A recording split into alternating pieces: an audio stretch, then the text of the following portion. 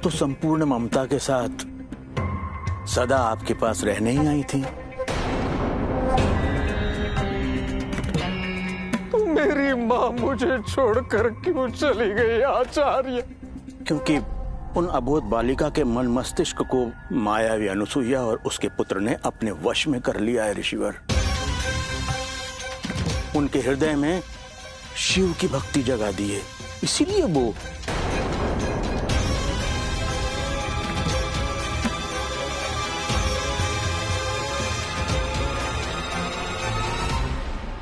सही कहा आपने आचार्य, बिल्कुल सही कहा आपने। मेरी माँ मुझे छोड़कर नहीं चली गई हैं, उन्हें मुझसे छीना गया है।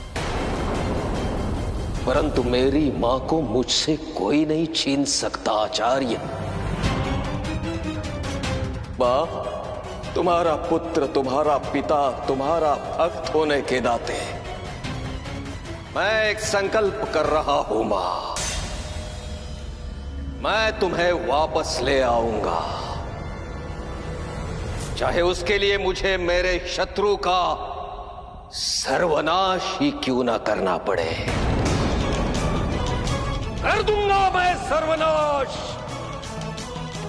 यदि अब युद्ध ही समाधान है तो होकर ही रहेगा युद्ध।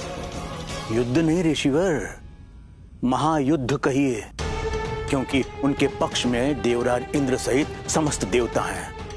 यदि युद्ध की रणभेरी बजेगी तो वे सब उनके समर्थन में आ जाएंगे, ये तो तय है।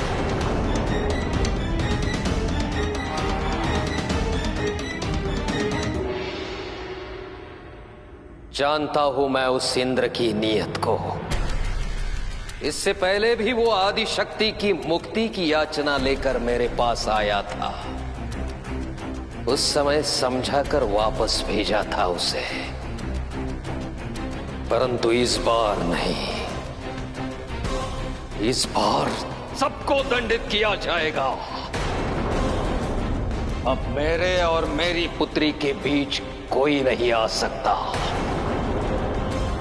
शैव और शाक्तों के बीच अब समर होकर रहेगा, भयंकर समर। संदीपन, देवी सेना तैयार करो। जी गुरुदेव। हम अनुसुईया के आश्रम पर आक्रमण करेंगे। साम दाम दंड भेद किसी भी रीति से मुझे मेरी प्रिय मां को वापस लेकर आना है।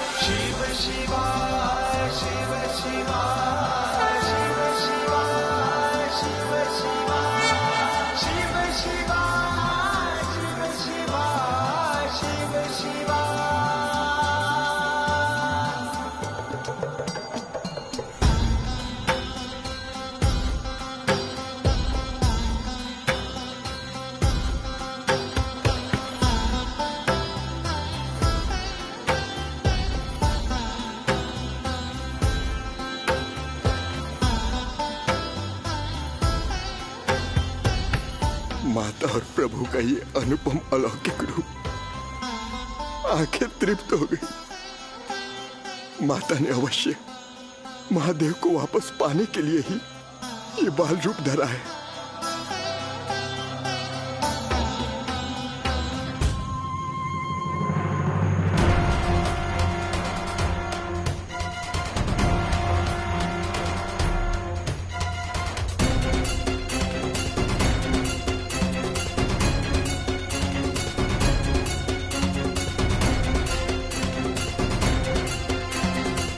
तो देवी पार्वती ने ये रूप मेरे पुत्र को मुझसे वापस ले जाने के लिए धारा है।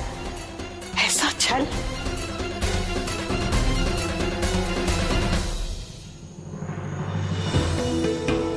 अब देवी कात्यायनी ही हमारी बुझती हुई आशा की एकमात्र ज्योति है बहन सरस्वती।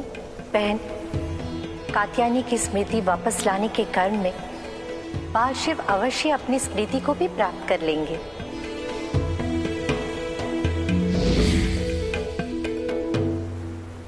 प्रणाम माता।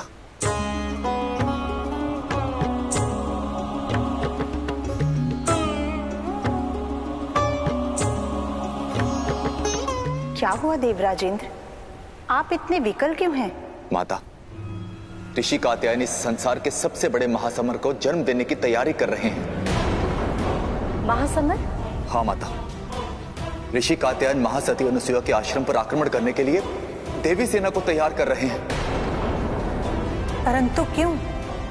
आदिशक्ति को छीन कर ले जाने के लिए।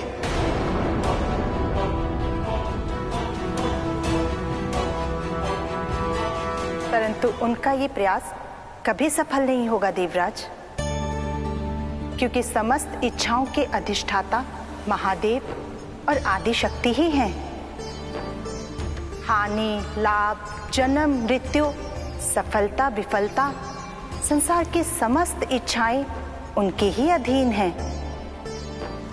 महादेव और आदिशक्ति की इच्छा के बिना वो कुछ नहीं कर पाएंगे, इसलिए आप चिंतित ना हो। माता, किंतु संकट बाल त्रिदेव और माता पार्वती पर है। उनकी सुरक्षा के लिए हमें तैयार तो रहना होगा, इसलिए हमें युद्ध करने की अनुमति दीजिए माता। हाँ माता, हमें अनुमति दीजिए।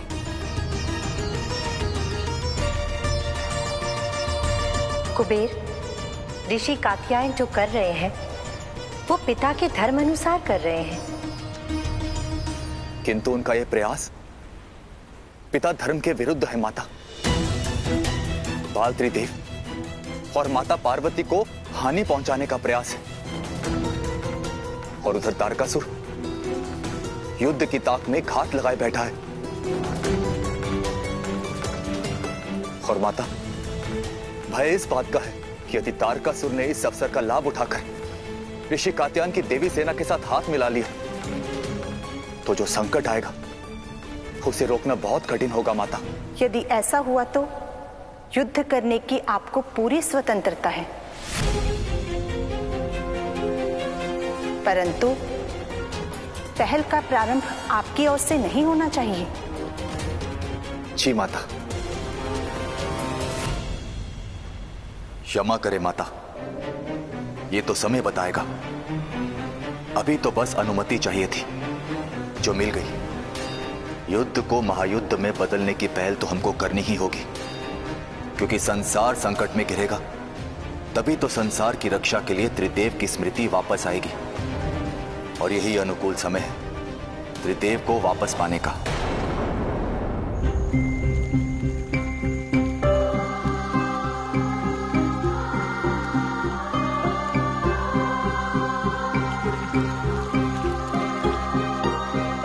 शिव की अर्धांगिनी पार्वती, मैं अतिशीघ्र अपने महादेव के साथ दोनों देवों को यहां से अवश्य ले जाऊंगी।